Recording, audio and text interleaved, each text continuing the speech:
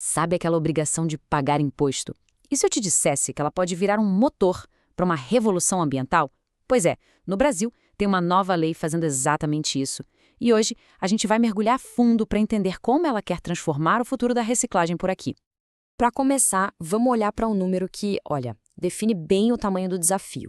Apenas 3% de todo o lixo urbano no Brasil é reciclado.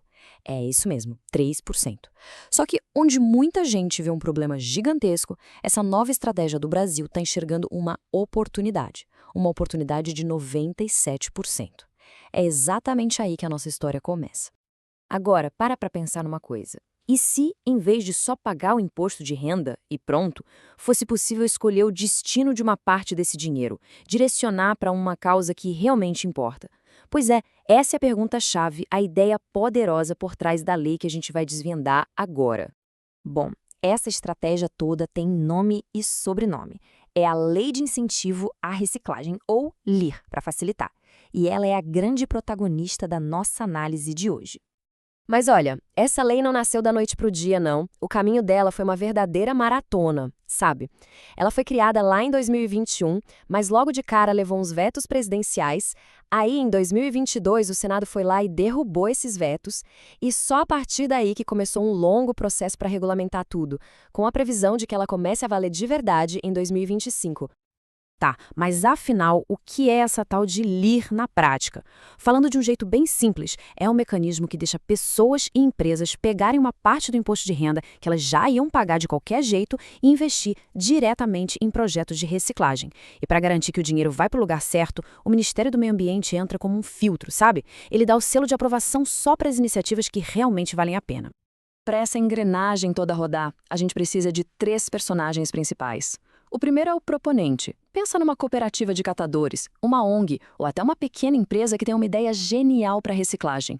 O segundo é o incentivador, que é a pessoa ou a empresa que está a fim de investir e, claro, abater isso do imposto.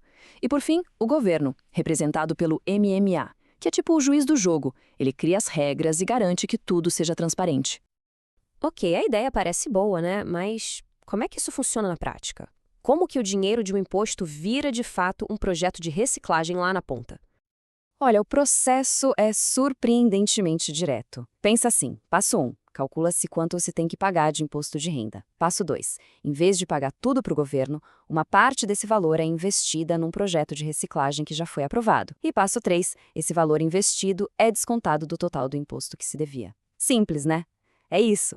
E tem limite para isso? Tem sim.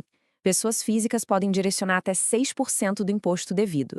Já as empresas, as pessoas jurídicas, o limite é de 1%. E aqui, tem um detalhe bem importante. Para as empresas, esse teto de 1% é dividido com a lei de incentivo ao esporte. Ou seja, a empresa vai ter que fazer uma escolha estratégica de onde colocar o recurso. Para a gente entender a sacada genial da LIR, vale a pena comparar com a Lei Rouanet, que todo mundo conhece, né?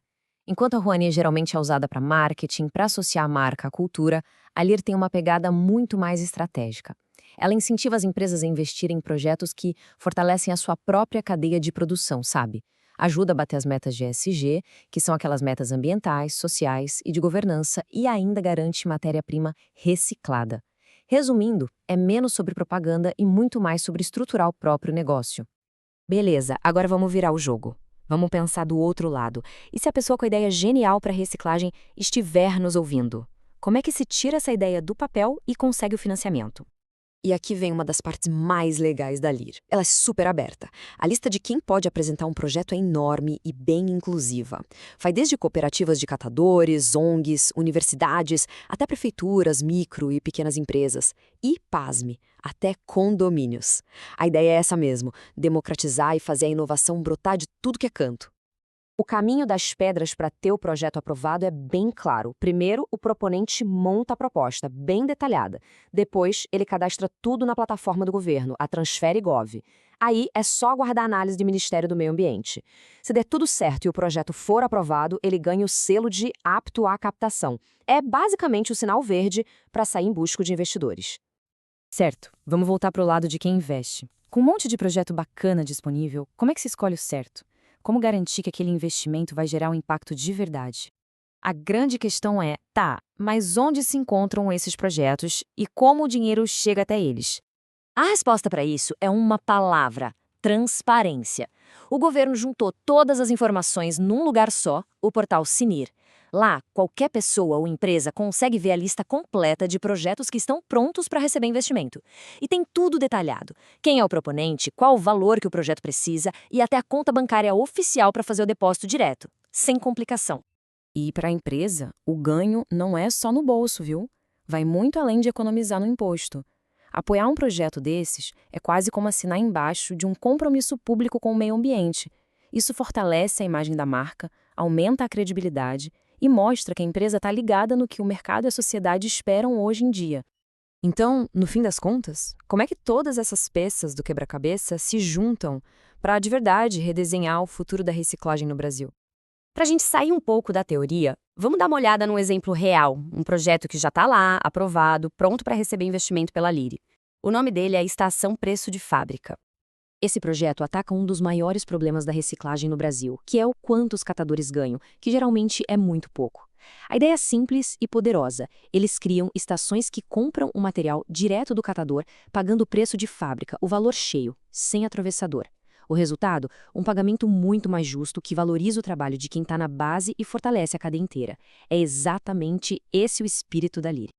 E o potencial financeiro disso tudo? A gente está falando de quanto dinheiro? Bom, as estimativas são de que a Lir pode injetar algo em torno de 300 milhões de reais por ano em projetos de reciclagem. Pensa só, é um volume de dinheiro que pode financiar centenas de iniciativas como essa que a gente viu e de verdade virar o jogo da reciclagem no país inteiro. Claro que nem tudo são flores. Existem desafios, sim. O processo para analisar e aprovar os projetos, por exemplo, ainda é um pouco lento, um gargalo. Mas a oportunidade que está na mesa é muito, mas muito maior. A Lir funciona como uma ponte poderosa que conecta as boas ideias com o dinheiro para que elas aconteçam, unindo todo mundo num objetivo só: construir uma reciclagem mais forte e mais justa. E a gente termina com uma pergunta que fica no ar. Ao juntar o poder do incentivo fiscal com a inovação que vem lá da base, será que a Lir é a chave que faltava para a gente finalmente destravar a economia circular no Brasil? Aquele modelo ideal em que o lixo vira matéria-prima e nada se perde? Bom, só o tempo vai dizer, mas uma coisa é certa: as ferramentas agora estão na mesa.